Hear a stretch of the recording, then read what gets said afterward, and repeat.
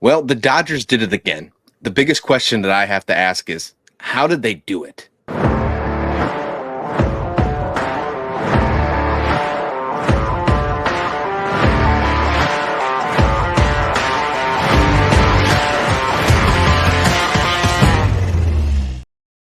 Troy, I don't think you expected to go to bed last night and to wake up and to hear some news of this type of magnitude dropping right before Thanksgiving. Right.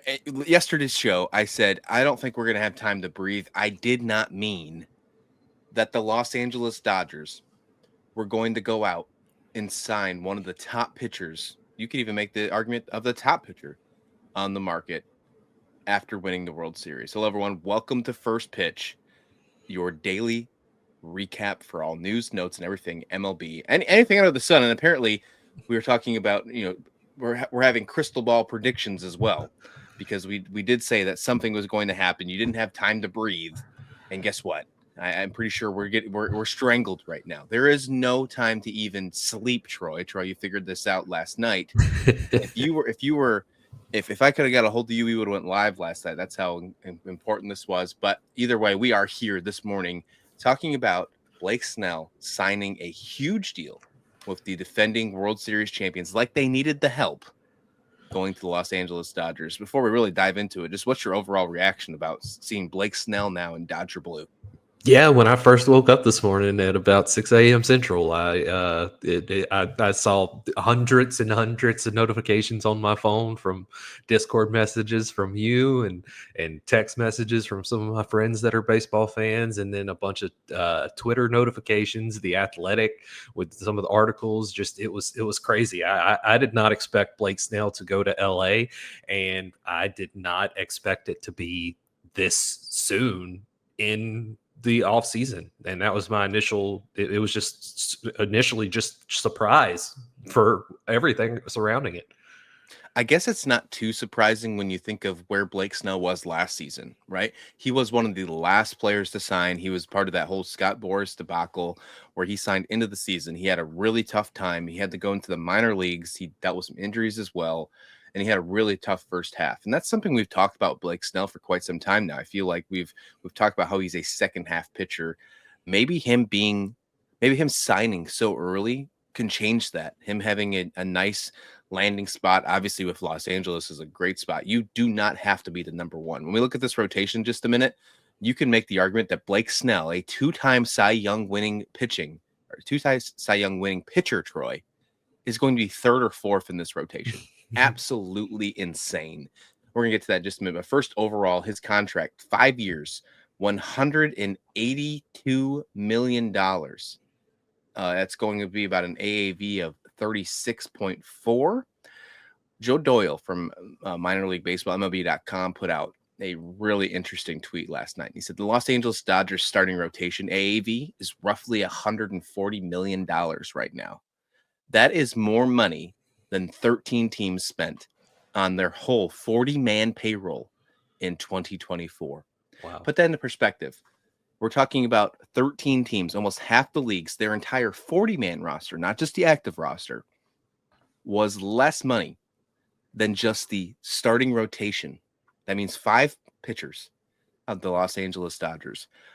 You can't say that that's one of the reasons why they won the World Series. Obviously, spending money is a huge thing. We can ask the Los Angeles Dodgers from last year. We can ask Texas Rangers from the year before. But regardless of how you look at that situation, the Los Angeles Dodgers have made that team, that organization, a premier landing spot for free agents. And once again, they prove it with landing Blake Snell. Yeah, it's crazy. And a little bit of Snell's deal per the Athletic, a little bit of it is deferred. It's not exactly certain. It hadn't come out yet how much of it is deferred. But they also gave him a $52 million signing bonus to kind of counteract some of the deferred money and give him a little bit more upfront. But it's crazy what they've done. And I'd like to counteract a little bit of this with, this is kind of the same thing they've done the past few years with bringing in pitchers that aren't guaranteed to start a whole season. Blake Snell has only started a whole season twice in his career. And now both times he did it, he won the Cy Young, once in the American League and once in the National League. So that's pretty good percentage there. But he's played 9 seasons in Major League Baseball. He started 25 or more games 3 times in those 9 seasons. Of course, that does also include 2020 when he did start 11 games. And he's only qualified for the ERA title twice in his career. But the first one was 180 and 2/3 innings in 2018 when he won the American League Cy Young, and then 2023 180 innings even with the Padres. And it's kind of what they've been doing with Tyler Glass now. Yamamoto was hurt most of last year, and you cannot expect him to be a full-time 162-plus inning pitcher because until he's used to the major league workload.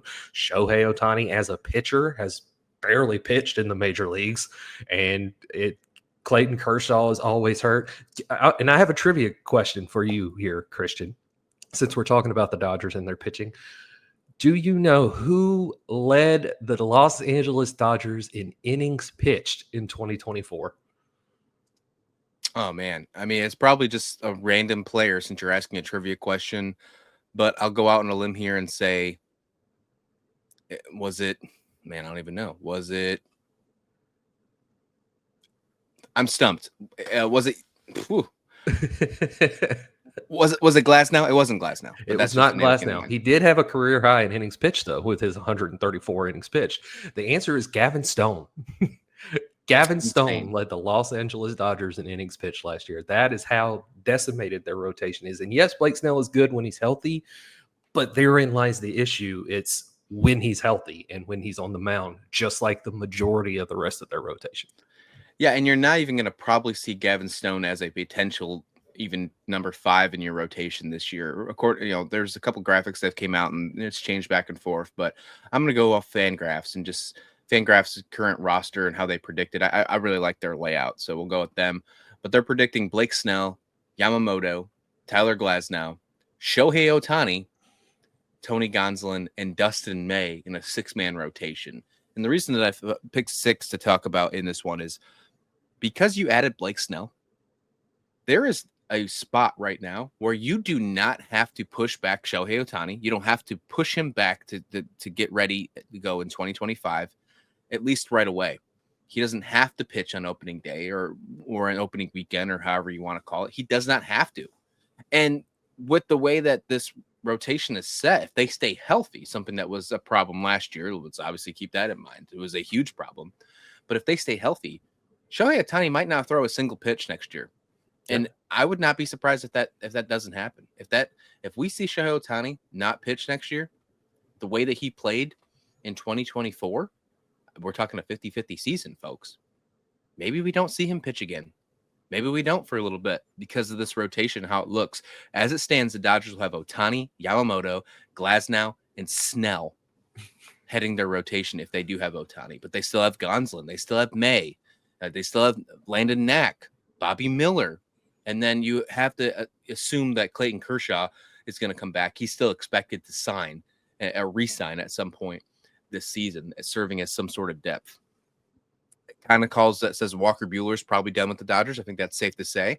There's no doubt about that. I mean, is there doubt? We're talking about the Los Angeles Dodgers now. He could be back. Who knows? I mean, the way that this management team, this front office has been handling money and things like that. I saw a really funny tweet last night saying that if Juan Soto signs with the Los Angeles Dodgers, then we're going to have to call the National Guard on the Dodgers. What they're doing has to be illegal. And I thought that was just absolutely hilarious. And we're going to talk about if the possibility of Juan Soto to LA is still a possibility in a second. But we got to keep talking about Snell here because it's just such an interesting thing.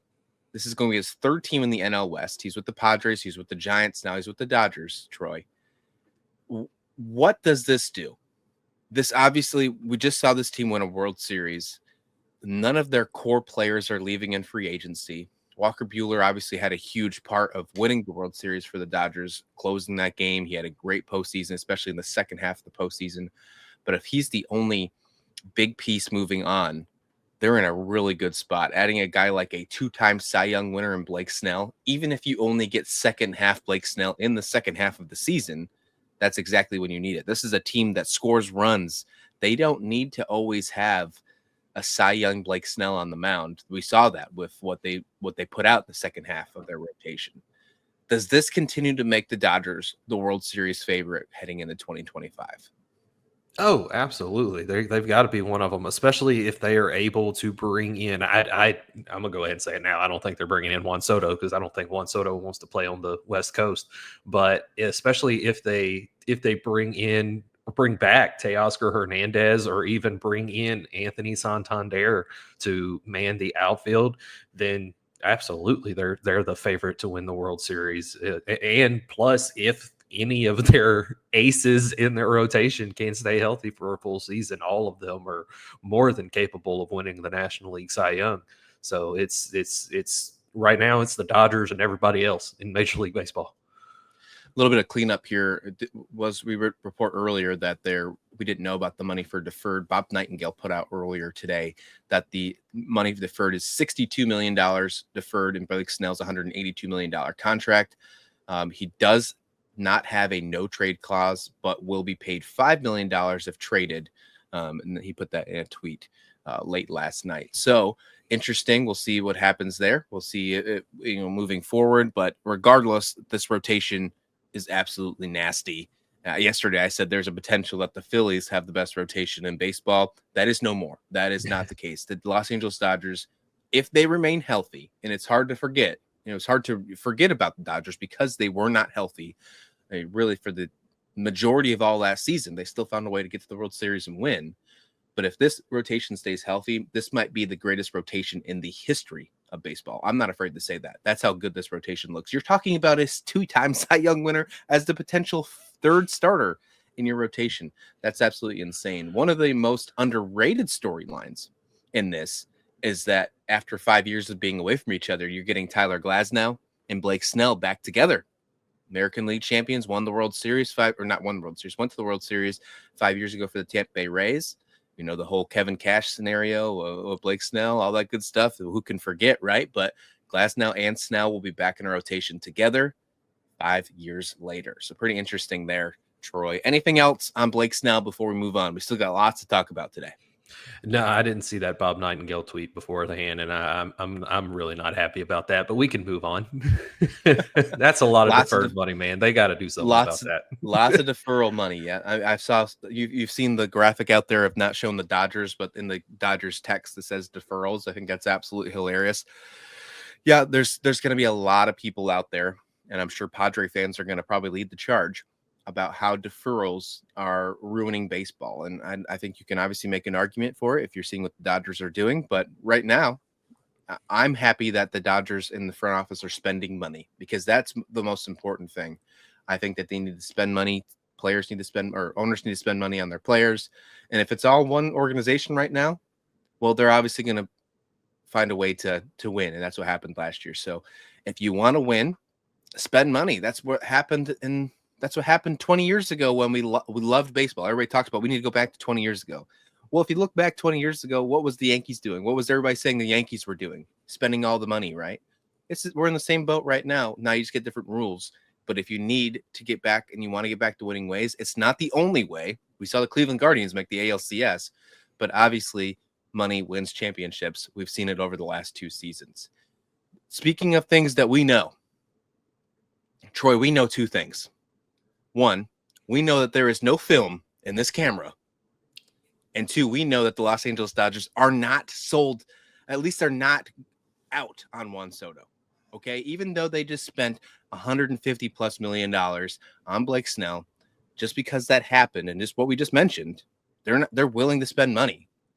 Doesn't mean that Juan Soto is out of the picture. Now, I don't think it's likely, just like you just mentioned a minute ago. I don't think it's likely, but I don't think we can absolutely close the book, put it on the shelf, and say, "Sorry, Juan, you're not going to the Dodgers. It's not happening." There's just no way, because what we have seen over the past 2 years so far, the Dodgers have found a way to make this happen. Now, if Juan Soto goes to the Dodgers, I mean, could you imagine that lineup? I mean, I'm already talking about, can you imagine this lineup with Blake Snell in it? Put Juan Soto into this, and then you're talking about having an all-star team pitching in the National League West for 162 games. It's just absolutely insane. But I think it's fair to say that just because they signed Blake Snell, I don't think it changes the possibilities of Soto going to Los Angeles that much. Are you with me on that, or do you think it really closes the book?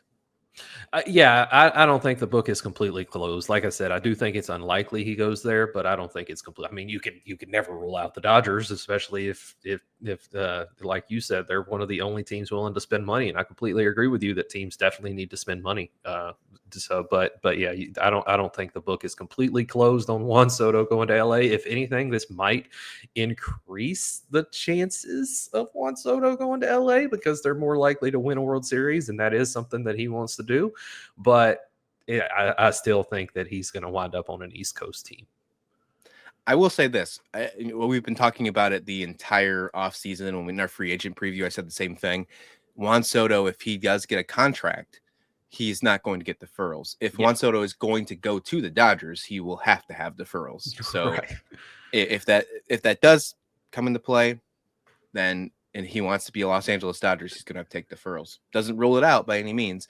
Randy Miller reported a couple days ago that there are 5 teams. Sources have confirmed that there are 5 teams with already contracts offered to Juan Soto. That is the Los Angeles Dodgers.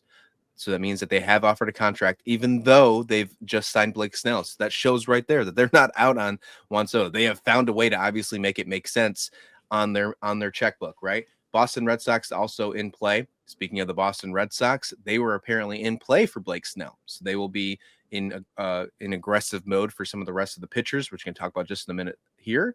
But they missed out on Kikuchi, which apparently they were in on, and they missed out on Blake Snell. So something to keep in mind with Boston there. They're being aggressively pushing towards pitching, and they're missing out. So are they going to miss out on Juan Soto? We'll find out there. Obviously, New York Mets, New York Yankees are involved. We know that. And then the Toronto Blue Jays. There was a plane ride, apparently, this time to Toronto, unlike Shohei Ohtani, and we are seeing them in the race. So 5 teams, Red Sox, Dodgers, Mets, Yankees, and Blue Jays. If you had to make a guess right now, before we move on, out of those 5 teams, out of just those 5, Troy, sorry, I know you're a Phillies fan, but out of those 5, where's Juan Soto landing? Out of just those 5, he's going to land on the Mets. Out of just those 5, it's got to be the Mets. Because Steve Cohen said he's willing to outspend any offer Soto gets by $50 million. So if that's actually the case, then Juan Soto is going to be a Met out of those 5 teams. We have seen that he is not afraid to spend money. A couple of years ago, he took a step back last year. Maybe it was for him to prepare for Juan Soto. Wouldn't surprise me in the slightest. Okay, so what's next? That's really the biggest thing here is we see Blake Snell move. We don't know if we're going to have a break here. We are just one day away from Thanksgiving, right? That doesn't seem to matter for the front offices of baseball. They are ready to drop some hot news. The stove is hot, and it's not just for cooking turkey, Troy. It is to make sure that we're getting some free agency going, and it's fantastic. I love it. I'm not complaining in any way, shape, or form. Bring me all the baseball news. Give me 3 or 4 more big signings before we even get to the winter meeting so they can focus on cool trades. I am okay with that. But the biggest thing is, where do we go next? And I think we should focus on the pitching because we just lost one of the biggest pitching pieces in the market. Blake Snell, obviously off the table. He's with the Los Angeles Dodgers. So we have guys like Max Fried. Corbin Burns is still there. And those are the 2 biggest ones I think we really need to talk about, Fried and Burns. There was talks that Burns was potentially going to the Dodgers. Orioles were still in the race there as well. And then when it comes to Max Fried, I've seen some reports that the Red Sox are going to be very aggressive in getting Max Fried. Now, the Red Sox have missed out on Kikuchi. They've missed out on Blake Snell. Do you think the Red Sox can land Max Fried? Do you think that's the answer for Boston? And do you think that they will be able to give him the best offer in the market now that you've seen a guy like Blake Snell, the other top lefty, off the market? With how small the left field and right field is in Boston, Max Fried would do well there because he is probably the preeminent ground ball pitcher in the sport today. I think he had a 59% ground ball rate in 2024, which is just absolutely insane. However, with them missing out on both Yusei Kikuchi and Blake Snell, you got to start looking into things. Maybe like we talked about yesterday with Andrew Bailey, maybe pitchers don't want to go pitch for Andrew Bailey as their pitching coach. Maybe it's Alex Cora. He is very polarizing. I've said it multiple times. My wife is a Houston Astros fan. I'm pretty familiar with the Astros, and he was the bench coach there for AJ Hinch, and he was a big part of their sign stealing scandal thing. And it's maybe guys don't want to play for him, and it's so I don't think we're going to see the Red Sox sign a big name pitcher like a Max Fried or Corbin Burns, especially after missing out on Blake Snell, one of the pitchers in that top 3 on the market, and Yusei Kikuchi, who's a middle of the rotation arm. So I don't think the Red Sox are going to get any of them. Here's a thought here, and let me know if I'm wrong, because it definitely could be. There's no doubt about that. And if you think I'm wrong as well, let me know in the comment description. And if it's too late. Is this an outdated take? And it very well may be. But John Henry traded Mookie Betts. John Henry let Xander Bogaerts walk in free agency. The fact that he is not willing to keep star players on his roster. We just talked about the Dodgers being a premier location for free agents. Is that the complete opposite for Boston right now? No, you could be absolutely right with that. And the only counter that I could see to that argument is Rafael Devers is a star. I don't know if he's on the same level as Mookie Betts, probably on the same level as Xander Bogaerts, but he was much younger whenever they moved on from Mookie Betts and Xander Bogaerts, who were both pushing 30 whenever they moved on.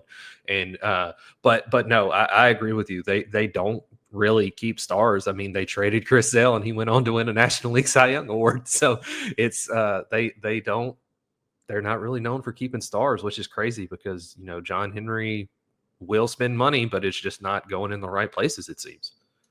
We talked about it yesterday. Let's bring it up again. According to Fangraphs, the projected rotation right now for the Boston Red Sox: Tanner Houck, Byron Bayo, Cutter Crawford, Richard Fitz, and Cooper Criswell as 4 and 5. They need pitching. Yeah. There's no doubt about that. Even if it's pitching depth, they need pitching. But I said it yesterday, and I'm going to stick to it. They do not have to go get Max Fried or Corbin Burns. It doesn't have to be one of those big guys to sign. Now, would that be a huge game changer? Yes, because let's not forget that they are in the American League East, one of the toughest divisions in baseball, even though they've had a down year towards the bottom half of the division for the last couple of years. And the NL East and other interesting divisions like the NL West have kind of taken over as some of the toughest divisions in baseball. You can't ever rule out the AL East, period. The Toronto Blue Jays are going to figure it out. The Tampa Bay Rays, what they have accomplished over the last decade, I feel like you can never say that they're a team that you can say is going to be a 100-loss team ever again. I don't think you just can. I think they just no way. And then obviously the Yankees, the Orioles have looked really good under Mike Elias. What does the Red Sox do? How does the Red Sox get back to the point to where we actually start caring again about the Yankees-Red Sox rivalry? Because right now, that is certainly an afterthought in most baseball fans' minds. Unless you are a Red Sox fan, unless you are a Yankees fan, who cares about that rivalry right now? And that's just a small part of this storyline. Because if you don't even care about one of the biggest rivalries in sports history, then what's going on with this organization moving forward? What do you think about this organization with their chances of winning a championship in the next 5-10 years? And in the short term, let's say in the next 3 years, if you're looking at how this roster is constructed right now, I don't even think you make the playoffs, let alone win the World Series. Adding a star pitcher like a Corbin Burns or Max Fried definitely moves that needle for sure. There's a couple other pieces that need to be fixed as well. So I think that if you're going to put all your eggs in one basket, I think the Kikuchi spot would have been great. Landing in Kikuchi would have been really perfect for Boston. They missed out on him, but that's where they should focus on, that level of tier of starting pitching, so they can also focus on getting some other pieces as well. I mean, they need a lot of help. And I know that there's possibilities to moves. We talked about a potential trade yesterday, which we're going to talk about another piece of that in just a moment. But the Boston Red Sox have to do something this offseason. And we've mentioned it a couple times with other teams. They need to make big splashes. The Red Sox do not have to make a big splash in my mind, but they have to show that they are willing to compete with the rest of the division or they're going to quickly fall off. I thought that team was going to be really bad last year. They surprised me a little bit, but it's just still not enough, Troy. They got to get a little bit going, and that starts with adding some pitching depth. Again, doesn't have to be one of those top two. Yeah, absolutely. I think that really, when you look back at the last 20 years, the big thing that's missing in Boston right now is a big time slugger. And they had David Ortiz for the majority of the 2000s, and he was a big part of their World Series championships. And they're missing that right now. And no, I'm not saying that this guy is on the same level as David Ortiz, but they need to look at like a Teoscar Hernandez or an Anthony Santander to put in left field, because while they're not on the same level as David Ortiz, they're maybe the next step below, especially Teoscar Hernandez. I'm really high on Teoscar Hernandez. I might be higher than most, but I think he would be a good fit in Boston. And maybe for their pitching, I thought of this while you were talking about their pitching. Maybe if they could go out and make a trade for American League MVP finalist Tyler Holton. Value's never been higher for Tyler Holton, for sure. 16th place MVP finisher. I mean, how could you not want something like that? For the record, he is a great relief pitcher. I just have no idea how he got an MVP vote. I mean, that's awesome. That's great. So maybe some voters, I've always been an advocate on you should never leave your ballot blank, but maybe some voters should. Maybe some voters should. All right, final segment of the day here. We talked about Nolan Arenado yesterday a little bit about a potential trade to the Boston Red Sox. Rafael Devers potentially moving to first base, all that good stuff. Well, there could be a potential trade to the Boston Red Sox as well, still. But that would also mean that Nolan Arenado could move to first base. According to sources, Nolan Arenado said he is willing to move to first base and change positions if traded. First, right off the bat, when I read this title, I thought it was a joke. I really did, because we're seeing all these position changes going back and forth. We see Wilson Contreras move to first base from the St. Louis Cardinals. We're seeing other players make those position changes. The Rafael Devers move makes sense. Yeah, makes a lot of sense. We've talked about his defense yesterday, how he's only had one really good season in 2019. Other than that, he's been terrible when you're looking at outs above average.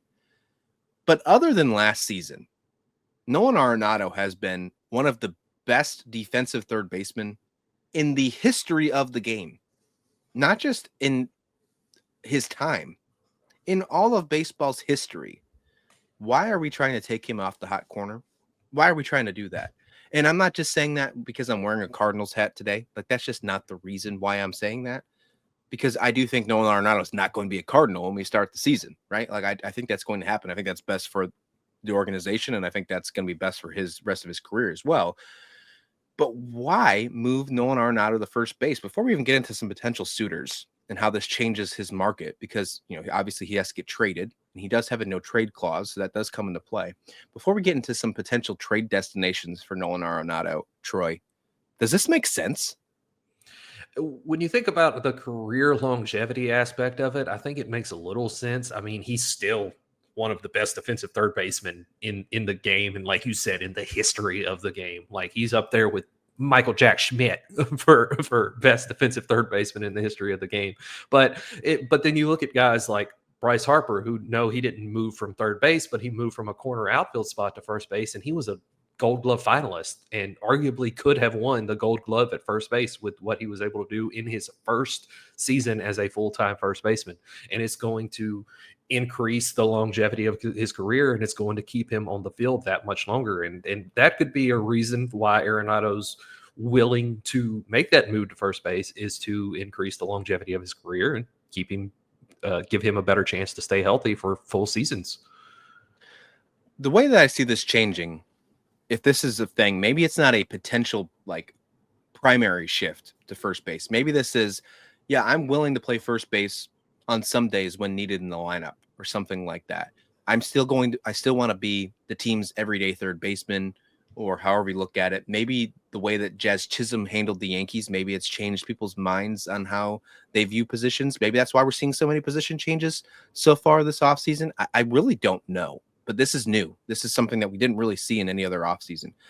But I think this changes a little bit of his destinations. I think you have to say the New York Yankees are a little bit more in play now because the first base position. Obviously, Jazz Chisholm played third last year, but I think they'd love to get him off third base. So if you could bring Nolan Arenado in and give him the third base spot and then have him open to playing first base on days that's needed, that's an interesting spot of him going to New York. And then I think Boston's still wide open. I think Boston's is still a really good fit for Nolan Arenado. I think you could still make an argument for the Philadelphia Phillies, Troy. I think because having him at third base, I think it's really solid part because they're trying to get rid of Alec Boehm. I think there's a really spot. I don't think the first base spot comes into play at all because of Harper, obviously, but I do think that there's still a spot for him. And then a surprising one. How about the Detroit Tigers? How about the fact of the Detroit Tigers where they have tried to look to make some some solid spots at third base. They do have some young infielders right now, but maybe they might want to look for some veteran presence as they're trying to make that next step. They're surely out of the rebuild after what they did in the second half of that Cinderella run this last season, but maybe they're looking for a little bit more veteran help. There were some question marks behind Spencer Torkelson last year. Maybe you can have him play third with some occasional spots at first base. I think that could be a very interesting spot. If they don't land a guy like Alex Bregman, if AJ Hinch can't get his former guy, maybe a trade for Nolan Arenado could be interesting. Out of those teams, Yankees, Red Sox, Phillies, Tigers, who do you think is a interesting suitor, interesting destination for Arenado, or am I missing someone? No, you're spot on with those teams. Honestly, I never even thought about the Tigers, and that's honestly the most interesting of the four to me. And it might just be because it's new, and I never thought about it. But that's a really good fit, especially like you said, Torkelson hasn't really worked out. He could be a change of scenery candidate, and Arenado can play third on some days and play first, because that was another thing that I never really thought about, that him moving to first base would not be permanent. I don't know why my mind was just like, oh, he's going to move to first base. He's done playing third. He'll never play third again. He won't even touch the third base bag. But yeah, it's the Tigers are good, and the Yankees really, out of those two teams, because if he goes to Philly, he's only going to be playing third base. And I think that if he goes to Boston, I really think they need to move Devers to first base over Arenado just because of the defensive abilities of the two players. So honestly, with him being willing to move to first base, I think the Tigers and the Yankees out of those four teams are probably the most compelling, have the most compelling arguments to bring him in. We're only heating up, apparently. I thought the stove was hot. I thought the stove was just actually preheating a little bit, getting ready for after the holidays, going to let us have some time to just talk about what could have been with friends and family, but we have plenty to talk about over the dinner table with Blake Snell, with the potential of Nolan Arenado shifting. We have so much news still to go. Juan Soto, where's he going to land? Well, we know he signed a deal with Celsius, but that's not enough. We're going to see him sign somewhere else once the season is, before the season is over, before it comes to spring training. We're obviously going to see him land in a new spot, or he's back to New York. We'll see. But there's plenty to talk about here at First Pitch. We will see you back here with another episode very soon. But first, before you do so, please hit like, please hit subscribe. If you're listening on audio, give us a 5-star review. We are looking to build up to 1,000 subscribers. We're trying to get there as quickly as possible. So thank you so much for listening. We really do appreciate it. And unlike the Dodgers, we will never have deferred episodes. We are going to give you coverage as soon as we possibly can. We are not a deferred podcast, ladies and gentlemen. We do not move things to the right. We give you things as soon as we can here at First Pitch. Troy, anything before we go? Hey, it's hate week. Roll Tide. Oh, my goodness. I shouldn't even threw it at you.